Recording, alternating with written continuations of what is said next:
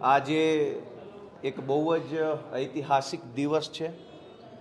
ગુજરાતભરના લોકો આ ઐતિહાસિક દિવસને જોઈ રહ્યા છે અને માણી રહ્યા છે। વર્ષોથી ગુજરાતની જનતા જે ક્રાંતિ, જે ફેરફારની, પરિવર્તનની રાહ જોઈ રહી હતી, એ ફેરફાર આવવાની શરૂઆત થઈ હોય એવી ઉત્સાહની અને હર્ષની લાગણી ગુજરાતની જનતા અનુભવી રહી છે।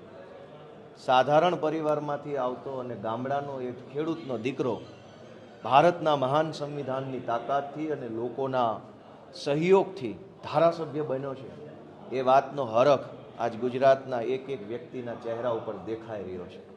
આજે જ્યારે મારી ગુજરાતની વિધાનસભાના સભ્ય તરીકેની શપથવિધિ થવાની છે, એ વાતનો ઉત્સાહ ગુજરાતના ગામડા ગામડા સુધી પહોંચ્યો છે। એ બદલ હું ગુજરાતની સૌ જનતાનો ખૂબ ખૂબ આભાર વ્યક્ત કરું છું। મારા પોતાના માટે પણ આ એક ખૂબ રોમાંચ આપનારો, ગર્વ આપનારો દિવસ છે, કેમ કે મેં ક્યારેય વિચાર્યું નહોતું કે મારા જેવા સામાન્ય માણસને અવડા મોટા પ્લેટફોર્મ ઉપર કામ કરવાની તક મળશે।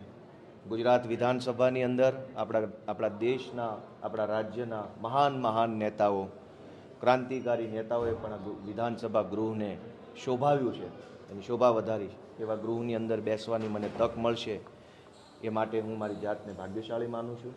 અમારા માનનીય નેતા શ્રી અરવિંદ કેજરીવાલજી, અમારા ગુજરાતના નેતા માનની શ્રી ઈશુદાનભાઈ ગઢવી, અમારા મનોજભાઈ સોરઠિયા, અમારી આખી ટીમ જે છેલ્લા ઘણા વર્ષોથી ગ્રાઉન્ડ ઉપર રહીને સંઘર્ષ કરે છે, લોકોના મુદ્દા ઉપર અવાજ ઉઠાવે છે, અને એક સપનું લઈને અમે બધા હાલતા હતા કે એક દિવસ આવશે જ્યારે ગુજરાતમાં બદલાવ આવશે, આમ આદમી પાર્ટીનો દબદબો આવશે।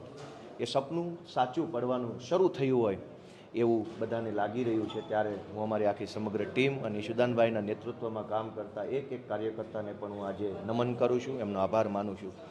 વિસાવદર ભેંસાણની મહાન જનતાએ મને જે તક આપી છે, એ બદલ હું વિસાવદર ભેંસાણ જૂનાગઢ ગ્રામ્ય વિસ્તારના મતદારોને પણ બે હાથ જોડીને નમન કરું છું। અને આ ઐતિહાસિક દિવસે, ઐતિહાસિક ક્ષણે હું આપણા ગુજરાતના લોકપ્રિય ખેડૂત નેતા સ્વર્ગસ્થ કેશુબાપા પટેલને પણ વિનમ્ર શ્રદ્ધાંજલિ અર્પણ કરું છું, એમને હું યાદ કરું છું અને પ્રાર્થના કરું છું કે કેશુબાપાએ ગામડું, ખેડૂત અને ખેતી માટે જે કાંઈ પોતાનું યોગદાન આપ્યું છે, એ રસ્તા ઉપર અમે ચાલી શકીએ। ગામડા માટે, ખેડૂત માટે, ખેતી માટે અને યુવાનો માટે અમે કંઈક સારું કામ કરી શકીએ, એવું ઈશ્વર અમને બળ આપે એવી પ્રાર્થના કરું છું।